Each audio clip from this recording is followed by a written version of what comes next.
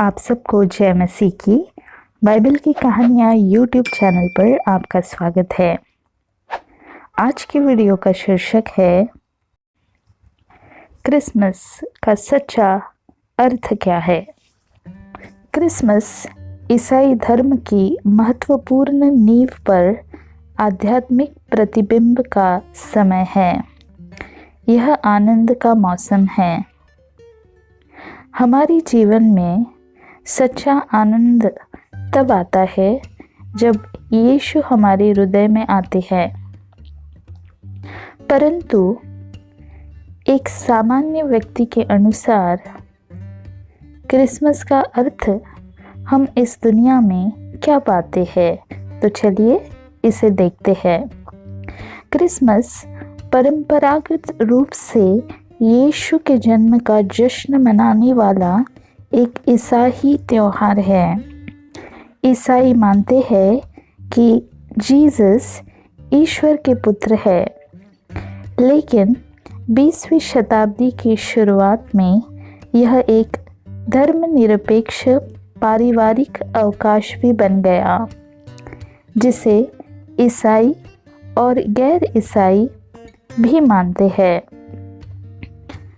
आनंद तब आता है जब यीशु हमारे हृदय में आता है, और यीशु हमारे हृदय में तब आता है जब हम उसका स्वीकार करते हैं।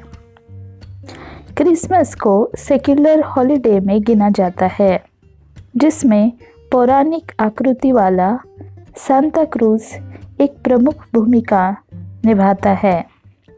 क्रिसमस शब्द अंग्रेजी क्रिस्टमासी से आया है, जिसका शाब्दिक अर्थ है क्राइस्ट मास। इसे होली मास भी कहा जाता है। क्रिसमस से लगभग 4 सप्ताह पहले रविवार को एडवेंट शुरू होता है। एडवेंट का मतलब आगमन का मौसम शुरू होना। एडवेंट के दौरान लोग क्रिसमस की तैयारी करते हैं।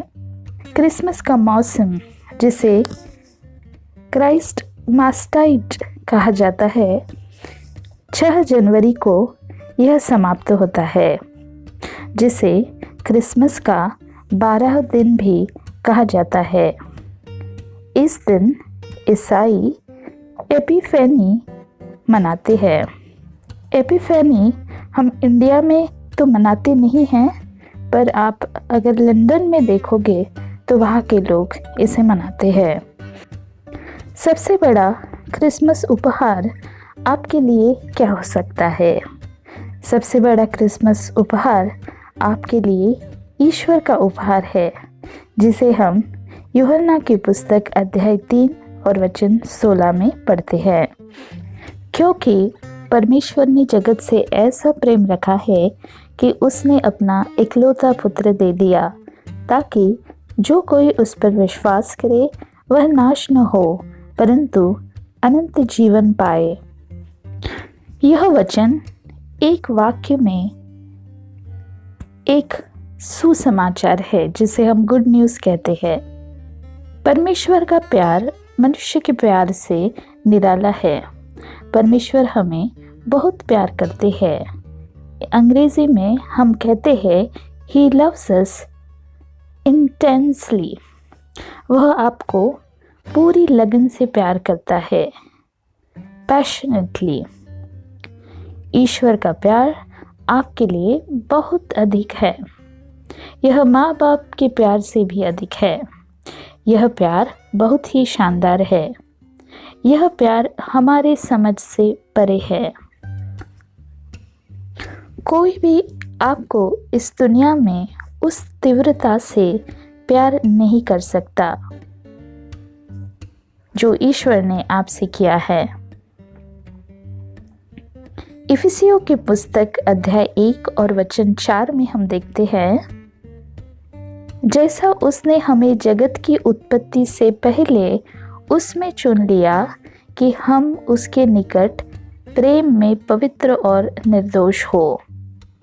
इस संसार की नींव डालने से बहुत पहले परमेश्वर ने हमें ध्यान में रखा था ताकि हम उसके निकट प्रेम में पवित्र और निर्दोष हो।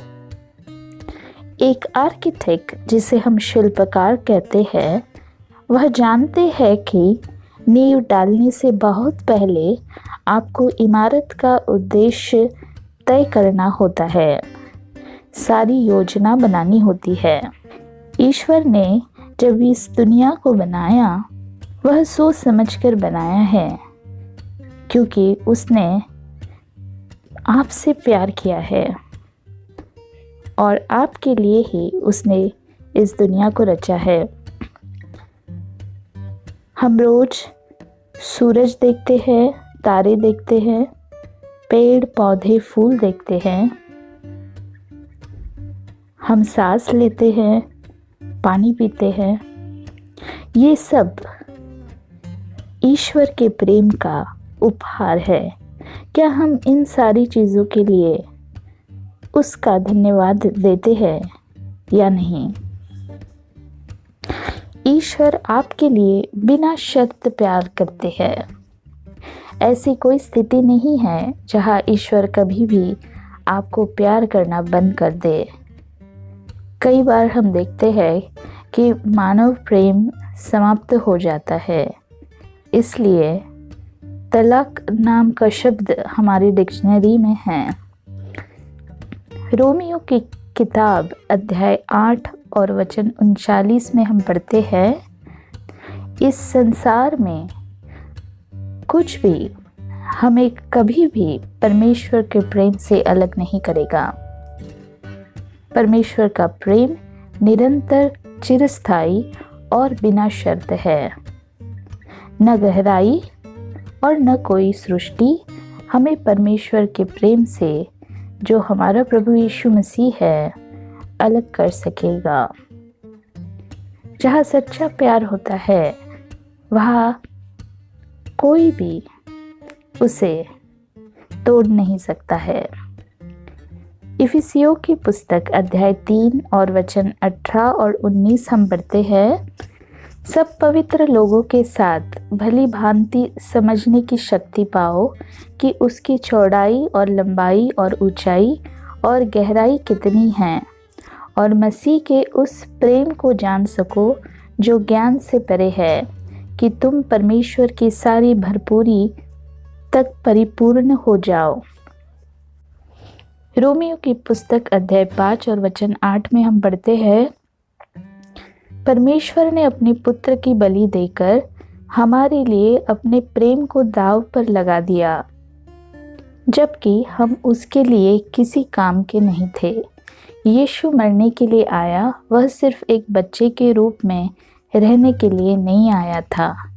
यीशु आपके पापों का भुगतान करने आया, क्योंकि वह न्याय का देवता है, गॉड ऑफ जस्टिस। आपने जो कुछ भी गलत किया है, वह पहले ही भुगतान कर चुका है, परंतु परमेश्वर हम पर अपने प्रेम की भलाई इस रीति से प्रकट करता है कि जब हम पापी ही थे, तभी मसीह हमारे लिए मरा।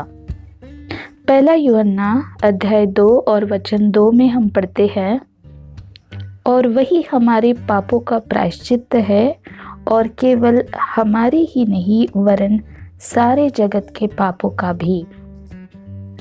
यीशु ने पूरे विश्व के लिए बलिदान दिया।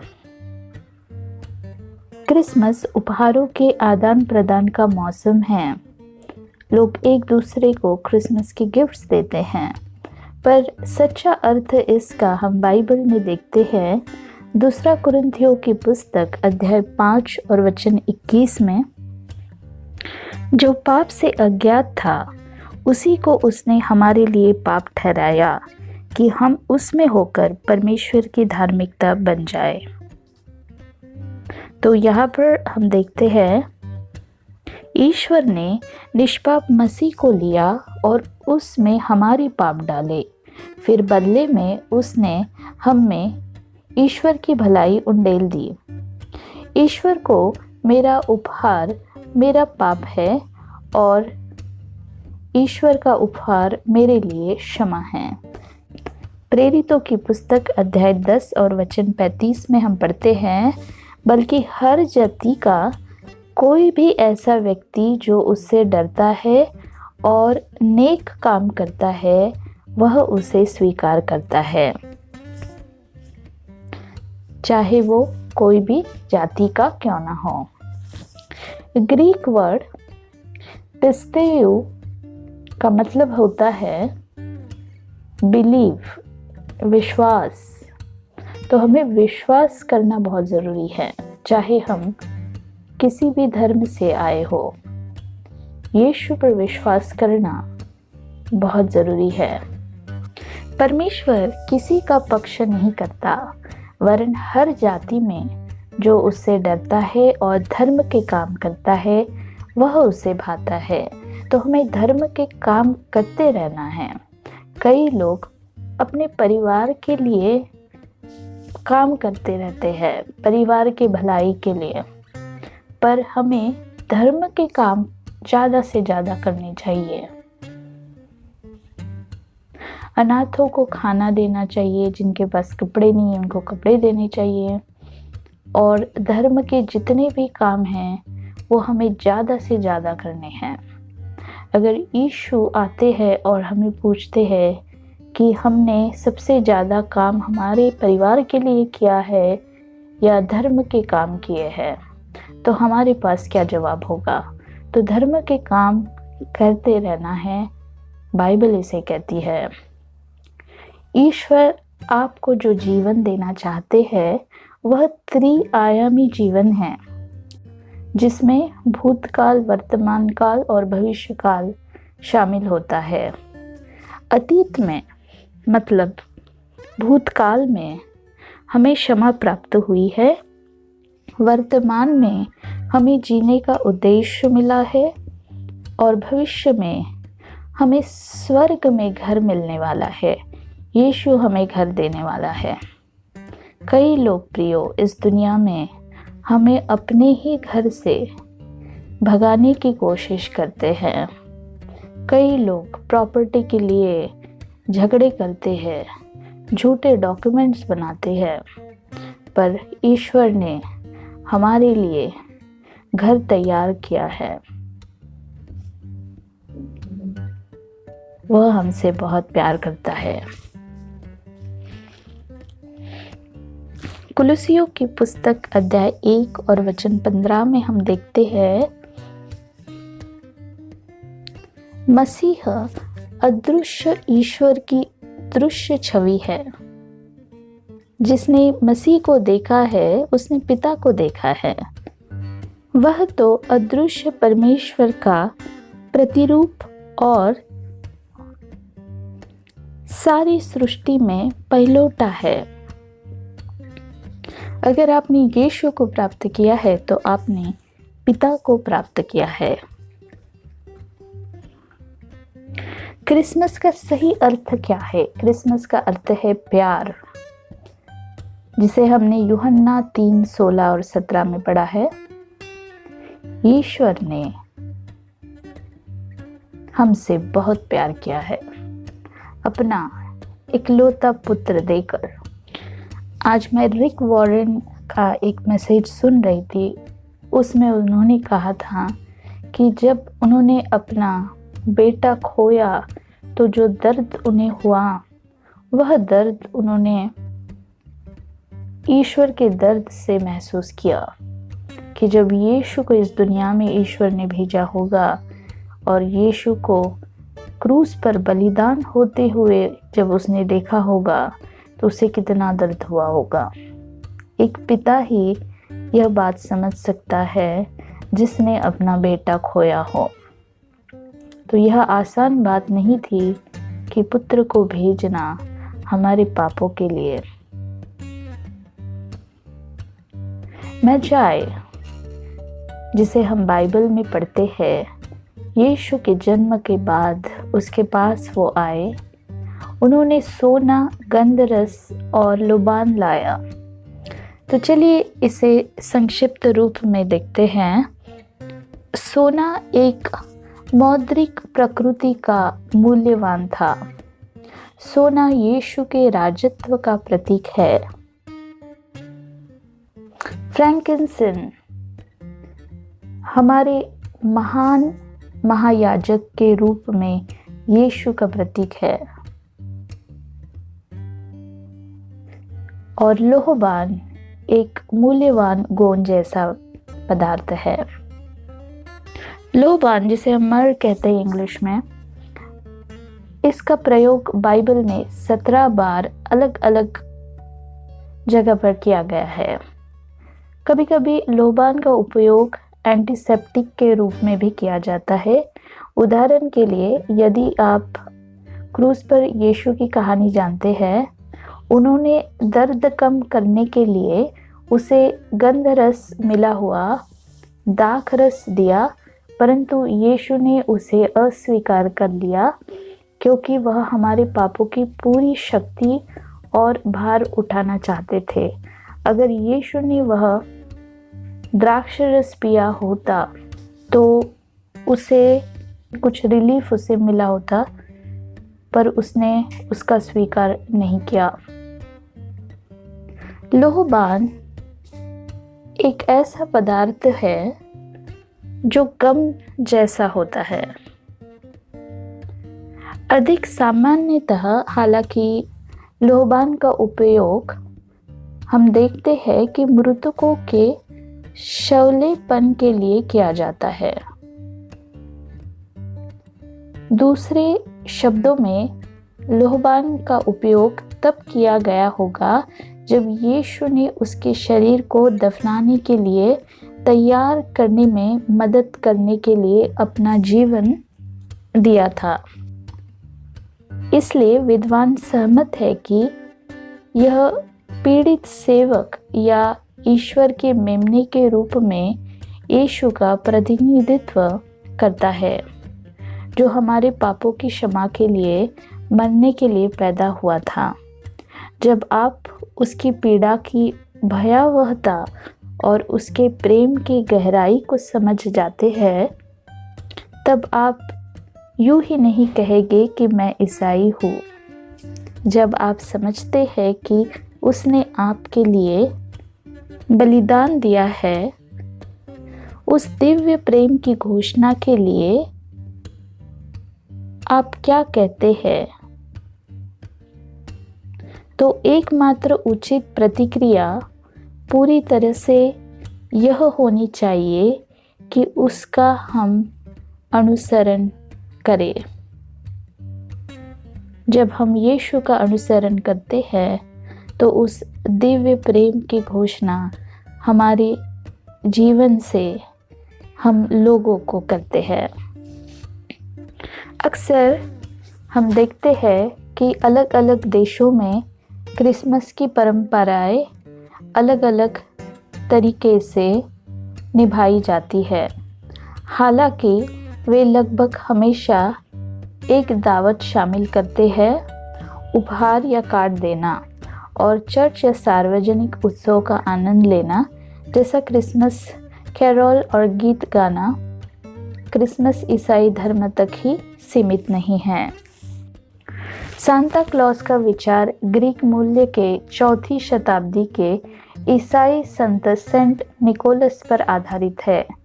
यीशु के जन्म से कई साल पहले भविष्यवक्ताओं ने यहूदी लोगों से एक वादा किया था कि पिता उन्हें एक मसीहा भेजेगा। वह मसीहा यीशु था। जिस रात वह पैदा हुआ था, स्वर्गदूतों ने खेतों में कुछ चरवाहों से कहा कि वे एक नवजात राजा को जानवरों के चारे के डिब्बे या चरनी में पाएंगे। यीशु के अन्य आगंतुक कुछ बुद्धिमान पुरुष थे जिन्होंने आकाश में एक नया तारा देखा और उसका पीछा किया, जब तक कि उन्हें वह घर नहीं मिला जहाँ परिवार अब रह रहा था, और छोटे बच्चे को सोना, धूप और लोहबान नामक एक कीमती जड़ी बूटी दी।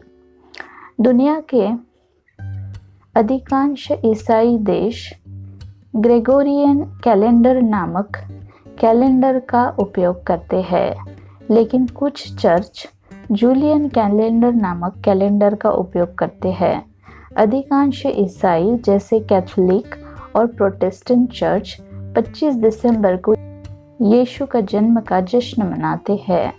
हालांकि छुट्टियां 24 दिसंबर से शुरू होती है, जिसे क्रिसमस की पूर्व संध्या के रूप में भी माना जाता है।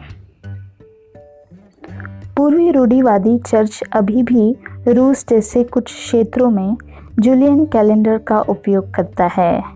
ऐसे क्षेत्रों में जूलियन कैलेंडर में क्रिसमस 25 दिसंबर को माना जाता है, लेकिन कैलेंडर के बीच अंतर के कारण यह आधुनिक ग्रेगोरियन कैलेंडर में 7 जनवरी है।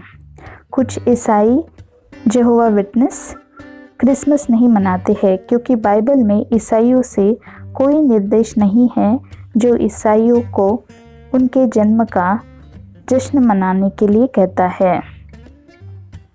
आगमन का मौसम, जो कैथोलिक और एंग्लिकन चर्चों के साथ साथ अन्य चर्चों द्वारा मनाया जाता है, यह लोगों के लिए खुद को 2 अलग अलग चीज़ों के लिए तैयार करने का समय है। शिशु यीशु और क्रिसमस के आने के लिए, और यीशु के दूसरे आगमन के लिए, जब वह पूरी पृथ्वी पर शांति से शासन करेगा। सभी ईसाई लोग एडवेंट को याद नहीं रखते हैं।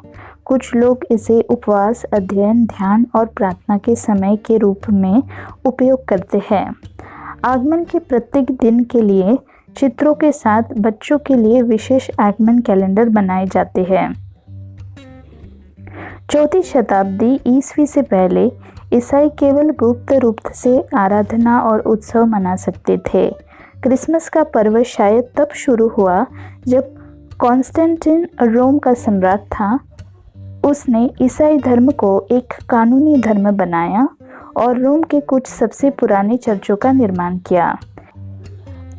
इस समय के कुछ पुराने पत्थर के ताबूत या सरकोफेगी मैरी और बेबी जीसस और द वाइज मैन के चित्रों के साथ उकेरे गए हैं।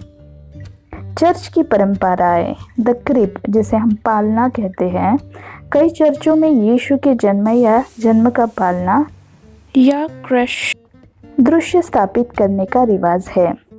इस प्रकार का पहला दृश्य 13वीं शताब्दी में असीसी के सेंट फ्रांसिस द्वारा स्थापित किया गया था। वे तब से इटली में बहुत लोकप्रिय है और यह प्रथा अन्य देशों में फैल गई है। क्रिसमस के दृश्य आदमकद मूर्तियों के साथ बड़े हो सकते हैं या वे माचिस की डिब्बी में फिट होने के लिए काफ़ी छोटे हो सकते हैं। वे कई अलग अलग चीज़ों से बने होते हैं, जिनमें नक्शीदार और चित्रित लकड़ी, चमकीले रंग के चीनी मिट्टी के बर्तन, चित्रित कागज़, बोर्डों से चिपके होते हैं और मिट्टी, लकड़ी, कपड़े, पुआल और धातु के साथ सामग्री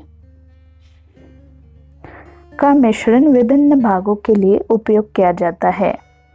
एडवेंट पुष्पांजलि, एडवेंट रीत, ये एक पत्तियों का चक्र होता है, आमतौर पर देवदार की खाड़ियाँ, आइवी और होली, जिसमें 4 या कभी-कभी 5 मोमबत्तियाँ होती है जो एक चर्च में लटका दी जाती है। एडवेंट में प्रत्येक रविवार को मोमबत्तियाँ जलाई जाती है और क्रिसमस की सुबह केंद्रीय मोमबत्ती जलाई जाती है। चर्च अक्सर हरी शाखाओं और पत्तियों से सजाए जाते हैं और कई चर्चों में क्रिसमस का पेड़ भी होता है, जिसे हम क्रिसमस ट्री कहते हैं।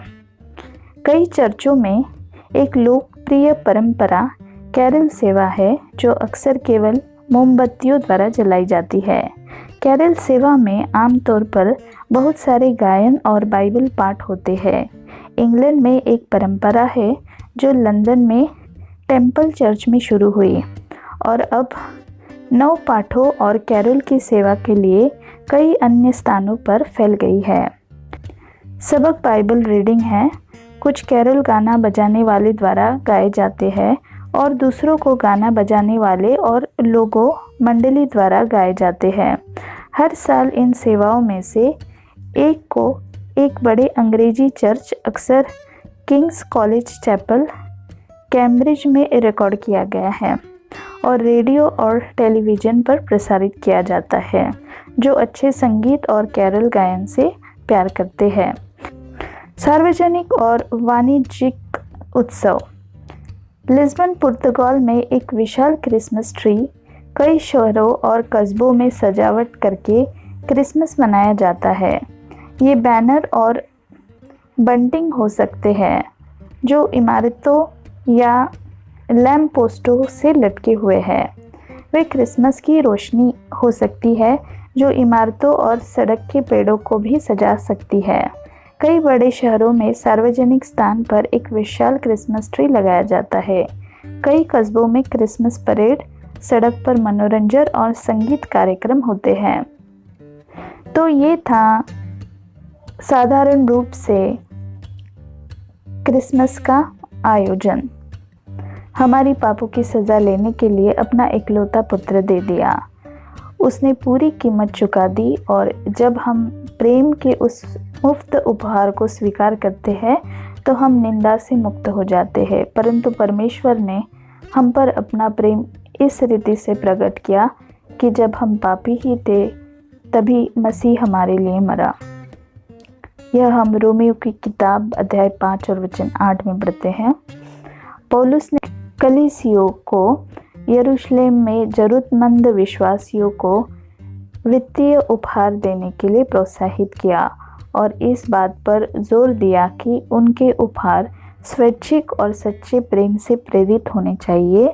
दूसरे को देकर हम इसी पाठ को अपने जीवन में लागू कर सकते हैं, न केवल क्रिसमस पर बल्कि साल भर।